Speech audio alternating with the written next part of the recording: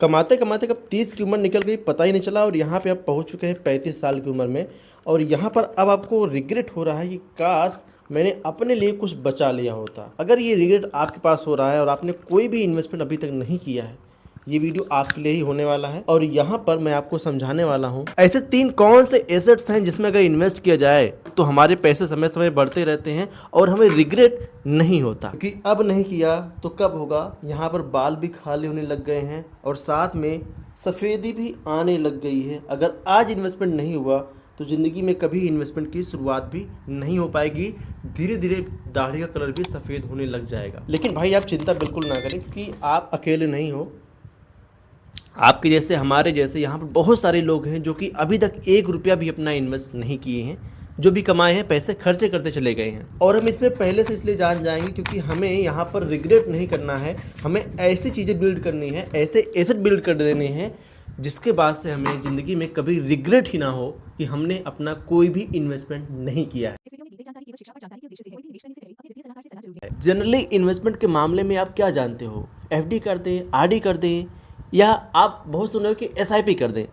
लेकिन ऐसे कौन से इंस्ट्रूमेंट में अगर इन्वेस्टमेंट किया जाए, खर्चे करने के बहुत ऑप्शन है। हम जिंदगी में अपनी लाइबिलिटी बहुत ही पाल लेते हैं, लेकिन इन्वेस्टमेंट के नाम पे हम इन्वेस्ट नहीं कर पाते। कौन से ऐसे इन्वेस्टमेंट है अगर उनमें किया जाए तो ज़िंदगी में रिग्रेट करने से हम बच जाएंगे। कहते कमाओ, आप बहुत तरीके से कमाओ, लेकिन इन्वेस्टमेंट अगर ये 2-3 तरीके में इन्वेस्ट किया जाए ना तो ज़िंदगी में पछतावा हमारे ख्याल से तो नहीं ही होता। कौन से तरीके हैं, चलिए उसके बारे में वीडियो में समझते हैं। और ऐसे कौन से एसेट हैं अगर यहाँ पर अपने लिए उनको बिल्ड कर दिया जाए तो ज़िंदगी समझ लीजिए कि अच्छी बन सकती है। क्योंकि जब तक आप यंग हो तब तक तो पैसे कमा ही रहे हो, पैसे जनरेट कर रहे हो, घर के खर्चे चला रहे हो। लेकिन जैसे ही आपकी इनकम बंद होगी, आप काम करने नहीं जा पाओगे, उस समय क्या होगा, कहाँ से आपके घर के खर्चे चलेंगे और किस पर आप डिपेंड रहेंगे। इसीलिए दूसरों पे बोझ होने से अच्छा है पहले ही अपना इन्वेस्टमेंट शुरू कर दिया जाए। वीडियो शुरू करने से पहले आपसे रिक्वेस्ट करना चाहूँगा, कमेंट में अपनी एज जरूर लिखिएगा कि आपकी उम्र अभी कितना है जो इस समय आप इस वीडियो को देख रहे हैं। पता उससे क्या होगा, जो लोग आप अगर चाहते होंगे दुनिया में, अगर भलाई चाहते होंगे कि कोई ऐसा ना हो जो गलती हमने किया आज तक, हमने अपना इन्वेस्टमेंट नहीं किया और हमें फाइनेंशियल स्टेबिलिटी नहीं आई है, ऐसी गलती लोग ना करें। और अगर आप कमेंट में अपनी एज लिखते हैं, कोई 30 का होगा, कोई 35 का, कोई 40 का, कोई 50 का होगा, कोई 60 के इस वीडियो को देख रहा होगा, अगर आप अपनी एज कमेंट बॉक्स में लिखते हैं तो अगर यहाँ पर 18 साल वाला आता है, अगर वो देखे कि भाई 35 साल वाला या 50 साल वाला बेचारा इतना परेशान है, इसलिए हमें अपनी शुरुआत आज से ही कर देनी चाहिए। तो लोगों की भलाई के लिए कमेंट में जरूर बताइएगा, आपके सारे कमेंट में रीड करता हूँ। चलिए समझते हैं ऐसे कौन से एसेट है अगर उनको बना लिया जाता है तो फ्यूचर में हमें दिक्कत का सामना नहीं करना पड़ता। और पता है यार, जो भी आज तक इन 3 एसेट को बनाया है ना, मेरे हिसाब से तो अभी तक कोई पछतावा में नहीं दिख रहा है। मेरे आसपास में, मेरे रिलेटिव में जिन किसी के पास ये 3 एसेट हैं, वो समझ लीजिए अपने आप को बहुत ही रिच मानते हैं, बहुत ही कॉन्फिडेंट मानते हैं। होता है ना कि अगर हमारे पास पैसे आ जाते हैं तो हमारे पास एक अलग से कॉन्फिडेंस बिल्ड हो जाता है। कभी अगर आप 1 लाख रुपए अपने पास रखो, फिर देखो कैसे आप चौड़ होकर चलते हो। तो जब भी पैसे आपके पास आते हैं, जब भी आपके पास एसेट बने हुए होते हैं, तो यहाँ पर आपके अंदर कॉन्फिडेंट अपने मन से ही आ जाता है। अच्छा, यहाँ पे शुरू करते हैं अपने सबसे तीसरे एसेट से, क्योंकि यहाँ पर हम 3 एसेट में बात करेंगे। सबसे पहला एसेट होगा जिनके पास ज़्यादा पैसे होंगे, वो जो अपने एसेट को बनाएंगे इस इनिशियल स्टेज में। भाई फेवरेट तो मेरा भी है कि मेरे पास उतने पैसे नहीं कि मैं इन एसेट में अभी अपना पैसा लगा पाऊँ, लेकिन उसके भी ऑप्शन है, आप उसमें भी इन्वेस्ट कर सकते हो। जो मेरा सबसे फेवरेट है मैं उसको 3 नंबर पे रख रहा हूँ। और यहाँ पे जो दूसरे नंबर का एसेट आता है ना यार, बहुत ही गजब का। और यहाँ पर चाहे गरीब हो, चाहे अमीर हो, चाहे बड़े से बड़े लोग हो, छोटे से छोटे लोग हो, सब लोग यहाँ पर इन्वेस्ट करते हैं, लेकिन इन्वेस्ट करने का तरीका सही नहीं है। और यहाँ पे जो पहला इन्वेस्टमेंट का एसेट बनाने का जो पहला तरीका है, इससे लोग डरते हैं। लेकिन अगर इन तीनों एसेट को कंबाइन करके बनाया जाए तो मेरे ख्याल से इससे अच्छी चीज, इससे बेहतरीन चीज समझ में कुछ नहीं आती। चलिए सबसे पहले एसेट की बात करते हैं, जहां पर गरीब से गरीब, अमीर से अमीर, चाहे कोई भी इसको बनाना चाहे और आज एक बार मेहनत करके बना ले तो जिंदगी में उसको पछतावा नहीं होगा। जनरली सबसे बड़ी समस्या क्या आती है, जिससे हम मिडिल क्लास हैं, ज़्यादा पैसे नहीं कमाते हैं, 15 से 20 हज़ार हमारी महीने की इनकम है। सबसे कम इनकम मान लेते हैं, कोई 50,000, कोई 1 लाख भी कमा रहा होगा। यहाँ पे हम मान लेते हैं अगर हमारी कमाई 20,000 रुपये महीने की है, इससे ज़्यादा पैसे हम नहीं कमा पा रहे हैं, 20,000 ही कमा पा रहे हैं। अब इसमें ना तो हम ज़मीन खरीद पाएंगे, ना तो हम सोना खरीद पाएंगे, क्योंकि अगर हम 20,000 कमा रहे हैं जिनमें से 15,000 16,000 घर के खर्चे में चले जाएंगे, पढ़ाई, दवाई, राशन पानी, बिजली बिल, मतलब मिडिल क्लास फैमिली ही समझ सकती है इस चीज़ को भाई। वो कुछ बना नहीं सकती, सिर्फ उसकी दाल रोटी बदलती रहती है, बस इतना ही होता है। तो यहाँ पर अगर कोई 20,000 कमा रहा है तो कैसे अपने लिए इसे तो बिल्ड कर पाएगा। अभी वो करंट टाइम में इस समय की सिचुएशन में होते हुए भी अपने घर के खर्चे पूरे करते करते हैरान है, एक भी रुपया नहीं बचा पा रहा है। तो अपनी बुढ़ापे के लिए, फिर आने वाले समय के लिए वो क्या ही बचाएगा, वो क्या ही पैसे जोड़ पाएगा। लेकिन नहीं, जो मैं तरीका बताने वाला हूँ इससे आप कर पाओगे। यहाँ पर एक तरीका होता है दोस्तों, यहाँ पे 20% रूल, ये अगर आप लगा लेते हो तो यहाँ पर लगभग 4,000 रुपये आते हैं। ठीक है, ये 4,000 रुपये आपको यहाँ पे अलग रखने हैं। अभी आपको कुछ करना नहीं है, सिर्फ आपको अलग रखना है। अब इसको करने के बाद क्या होता है, जैसे मैं अपने लिए ये लगाया था और मैंने इस स्ट्रेटजी को अपने काफ़ी सारे दोस्तों को बताया, तो उन्होंने इस पर अमल किया। और जब उन्होंने इसको यूज़ किया और उनको बेनिफिट दिखा, तो मुझे लगा नहीं, ये चीज़ें बहुत सारे लोगों को इंडिया में प्रॉब्लम है, उनको करनी चाहिए। तो यहाँ पर अगर आप 20% रूल लगाते हो तो यहाँ पर आपका 4,000 रुपये अलग होता है, मतलब आपके पास यहाँ पे 16,000 रुपये आते हैं यहाँ पे घर के खर्चे पूरे करने के लिए। अच्छा, अब इसके बाद क्या गेम बदलता है, ये जो 4,000 आया है ना, यहाँ पर आपको कुछ भी इन्वेस्ट नहीं करना है, जो भी पैसा यहाँ पे बचा है बचे रहने दो। अब इसमें से इसका 50% करके, यानी लगभग 2,000 रुपये आप यहाँ पे SIP करो। आप कहोगे जी आ गए ना SIP पे।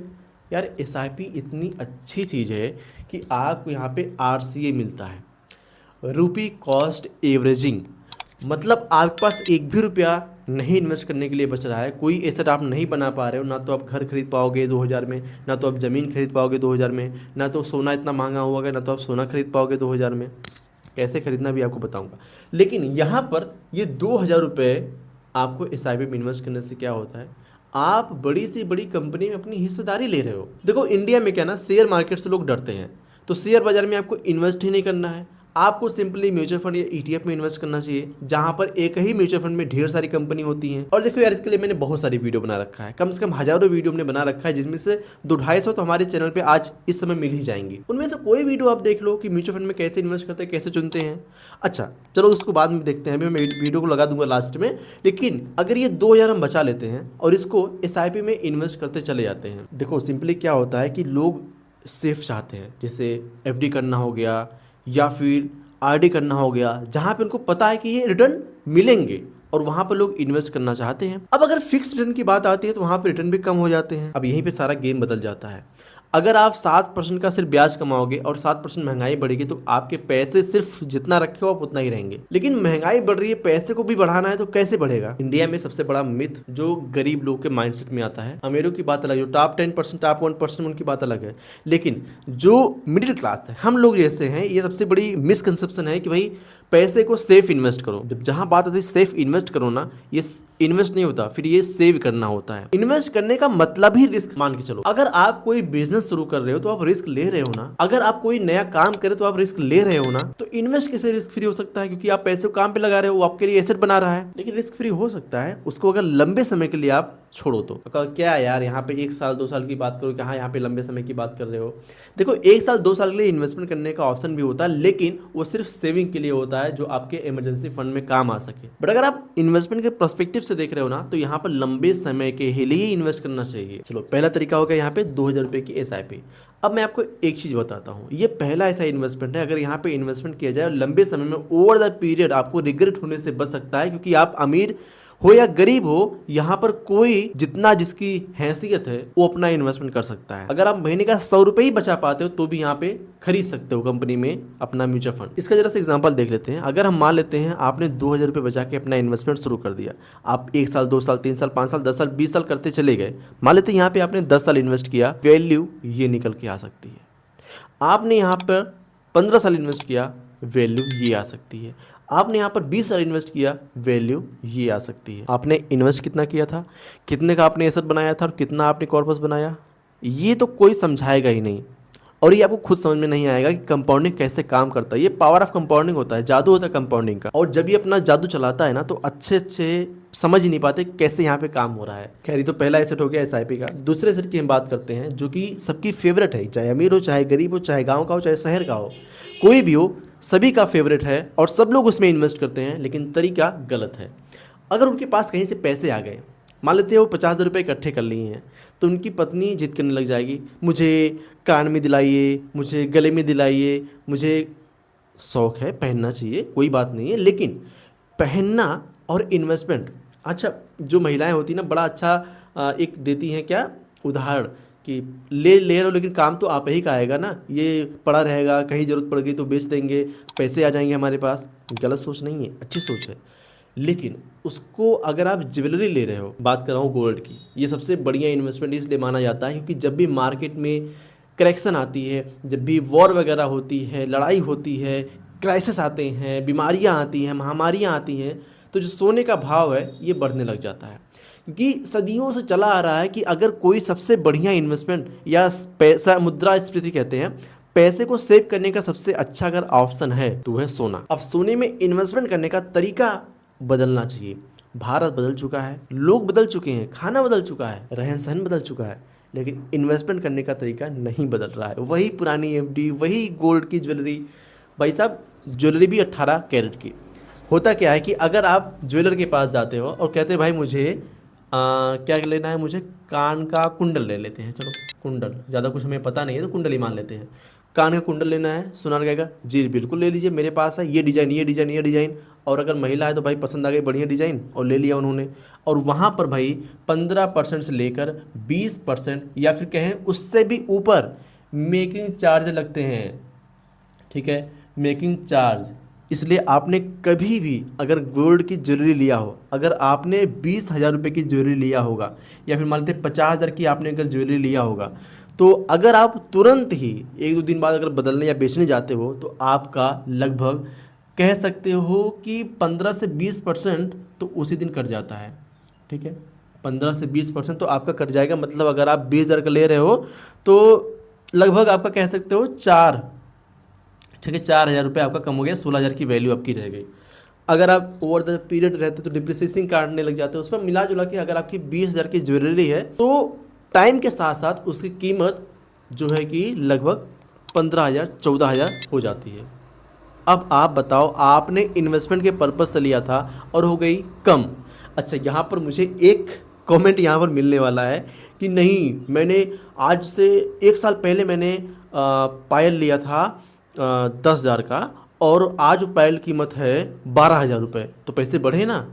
अरे चाचा चाची भी, अगर आप अपना इन्वेस्टमेंट कर रहे हो, इन्वेस्टमेंट के पर्पज़ से आपने पायल लिया था 10,000 का 1 साल पहले, चांदी उस समय क्या थी, 2 लाख के आसपास या 1 लाख 60,000 के आसपास थी। आज चांदी 2,40,000 है, बीच में 4 लाख के आसपास पहुंच चुकी थी चांदी। आप गैप देखिए, चांदी की भाव बढ़े हैं और अगर आपका सिर्फ 2,000 रुपये बढ़ा है तो उसको बढ़ना नहीं कहते, उस पर डिप्रिसिएशन काट के जो बढ़ा है। अच्छा, मैं आपको यहाँ पे एक चीज़ बताता हूँ, अगर इसी की बात मतलब इसकी जगह पे आपने सॉवरेन गोल्ड बॉन्ड SGB यानी सरकार द्वारा जो चलाई गई स्कीम अगर ये खरीदा होता, या फिर आपने फिजिकल गोल्ड 24 कैरेट का जो है यहाँ पर कॉइन आपने ख़रीदा होता। देखिए, मैं यहाँ पे ये नहीं कह रहा हूँ कि आप ज्वेलरी ना लीजिए। अगर आप ज्वेलरी इन्वेस्टमेंट के पर्पज़ से ले रहे हैं फिर गलत है। इन्वेस्टमेंट के पर्पज़ से लेने का मतलब है कि आप रॉ लीजिए, 24 कैरेट का कॉइन ले लीजिए। अगर आपका चांदी लेना है तो चांदी का बिस्किट आता है उसको लीजिए, जो कि इसमें ना तो मेकिंग चार्जेस है ना तो आपका यहाँ पे डिप्रिसिएशन कटेगा। 24 कैरेट इसलिए प्योर है, यहाँ पर बहुत ही ज़्यादा मार्जिन अगर कटता भी है डिप्रिसिएशन तो हमारे ख्याल से 0.1% या 1% के आसपास थोड़ा बहुत काटते हैं या फिर वो भी नहीं कटता। तो अगर आपको इन्वेस्टमेंट करना है भाई ना, तो आप रॉ लीजिए, ज्वेलरी मत लीजिए। अच्छा, मैं आपको एक चीज़ बताता हूँ, यहाँ पर मैंने शुरुआत में क्या कहा था कि आपको रिग्रेट नहीं होगा। यहाँ पर आपको इन्वेस्टमेंट तो करना है, आप कहोगे जी इतना महंगा कैसे खरीदने जाएंगे। भाई साहब, इन्वेस्टमेंट करने का बहुत ही आसान तरीका अब आ गए हैं। आप अगर गोल्ड में इन्वेस्ट करना चाहते हो तो SGB यानी सॉवरेन गोल्ड बॉन्ड आपको सरकार द्वारा इशू किया हुआ मिल जाता है। दूसरा तरीका है ETF। यहाँ पर भी आपको कोई मेकिंग चार्ज नहीं लगता। तो अगर आप ETF में इन्वेस्ट कर रहे हो तो 100-200 से भी अपना इन्वेस्टमेंट शुरू कर सकते हो। गोल्ड की म्यूचुअल फंड है, आप उनसे इन्वेस्टमेंट कर सकते हो। बेसिकली जो म्यूचुअल फंड है ये गोल्ड के ETF में ही इन्वेस्ट करते हैं, तो आप डायरेक्ट ETF इन्वेस्ट करोगे तो आपके कुछ एक्सपेंस रेशियो बच जाएंगे। ठीक है, तो ये इन्वेस्टमेंट करने के तरीके हैं। अच्छा, आप ये भी नहीं करना चाहते हो तो डिजिटल गोल्ड वाले ऑप्शन भी आते हैं, लेकिन आप ध्यान दीजिएगा सेबी रजिस्टर्ड हो वहाँ से खरीदिएगा। ठीक है, अच्छा, अगर आप इनसे भी डरते हो तो आपको सिंपली करना क्या है, सुनार के पास जाना है, कह दो भैया मुझे 1 ग्राम का सोने का बिस्किट दे दो, 24 कैरेट का सोने का सिक्का दे दो 1 ग्राम का। 13,000 14,000 का मिल जाएगा इस समय नहीं 15,000 का मिलेगा इस समय, जिस समय बात कर रहा हूँ। तो 15-16,000 का 1 ग्राम का सोने का बेसिकली मिलेगा। तो आपको इतना 15,000 रुपये आपके पास होने चाहिए, नहीं तो आप सीधा ETF खरीदो, 100-200 से खरीद के अपना इन्वेस्टमेंट शुरू कर सकते हो गोल्ड में। अगर आप ये छोटे छोटे इन्वेस्टमेंट बिल्ड करते चले जाओगे, दो हमने बता दिया, SIP और ये गोल्ड का। हम मान लेते हैं गोल्ड में आप 1,000 रुपये महीने का, तो अगर आप ये इन्वेस्टमेंट कर रहे हो ना, तो आपको रिग्रेट ना के बराबर होगा, या होगा ही नहीं भाई। आपके पास पैसे नहीं, कॉन्फिडेंस ऊपर आएगा, किसी के ऊपर डिपेंड नहीं रहोगे, आप एकदम ताव से रहोगे, भाई मेरे पास पैसे हैं, मैं जैसे मैं चाहूँ उससे इन्वेस्ट करूँ, जैसे चाहूँ मैं वैसे करूँ, अपनी पसंद की जिंदगी जीऊँ। ये होता है इन्वेस्टमेंट करने का तरीका, फायदा, एसेट बनाने का फायदा, जिंदगी में पछतावा ना के बराबर। अब दूसरा हो गया, तीसरा मेरा इतना फेवरेट ये है ना कि मेरे पास, मैं बताऊँ, पैसे नहीं थे तो मैंने इसका तरीका ढूंढा और बहुत ही बेहतरीन तरीका मिला। क्या? रियल इस्टेट, जमीन। पॉपुलेशन बढ़ रही है, 140 करोड़ की आबादी हो गई है, जमीन की आबादी बढ़ी, जमीन तो उतनी ही है, जमीन तो बढ़ने वाली नहीं है।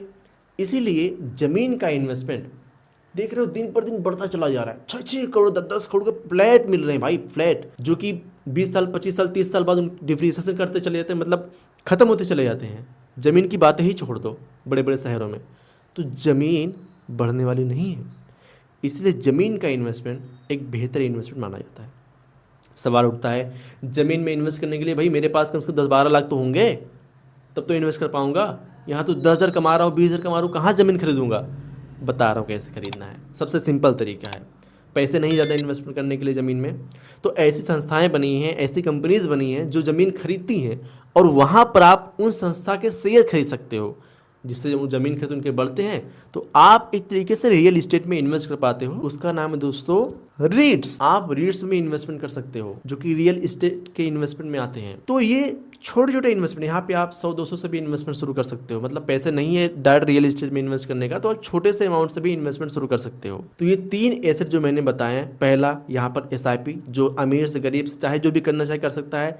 दूसरा हमने गोल्ड बताया, यहाँ पर भी आपको बहुत ज़्यादा पैसे नहीं, कोई दिक्कत नहीं है। तीसरा मैंने रियल इस्टेट बताया। ये तीनों एसेट अगर जिसने बिल्ड किया, कितना भी पैसे आप कमा लो, अगर ये 3 एसेट में आपने इन्वेस्टमेंट कर दिया, तो ये जिंदगी में आपको परेशान नहीं होने देंगे। सो कमेंट में जरूर बताइए कि आपको कौन सा एसेट ज़्यादा बेहतर लगा, किसमें आप इन्वेस्टमेंट करना पसंद करोगे। कमेंट में जरूर लिखिएगा, क्योंकि आपका एक कमेंट हमें पूरी तरीके से मोटिवेट करता है और मुझे आपके लिए काम करने पर और मजबूर करता है कि मैं आपके लिए वीडियो बनाऊं और आपको कैसे बेहतरीन से बेहतरीन आइडिया बता पाऊं कि आप अपने इन्वेस्टमेंट को सही तरीके से कर पाओ और अपने लिए जीवन में पछतावा से दूर रह पाओ, अपने लिए एसेट बिल्ड कर पाओ। सो आई होप आज की वीडियो आपको पसंद आएगी। पसंद आई वीडियो लाइक कीजिएगा। अगर आप चैनल पहली बार सब्सक्राइब नहीं किए हैं तो चैनल को सब्सक्राइब करना मत भूलिएगा, क्योंकि हम आपके लिए इसी तरीके से इंटरेस्टिंग वीडियो लेकर आते रहते हैं। और अपने दोस्तों के साथ इस वीडियो को जरूर भेजिएगा, अपने फ्रेंड, अपने फैमिली, अपने रिश्तेदार के साथ इस वीडियो को भेजिएगा, ताकि वो भी अपनी लाइफ में कुछ अच्छा कर पाएँ और आपको आशीर्वाद दे पाएँ, आपको दुआ दे पाएँ,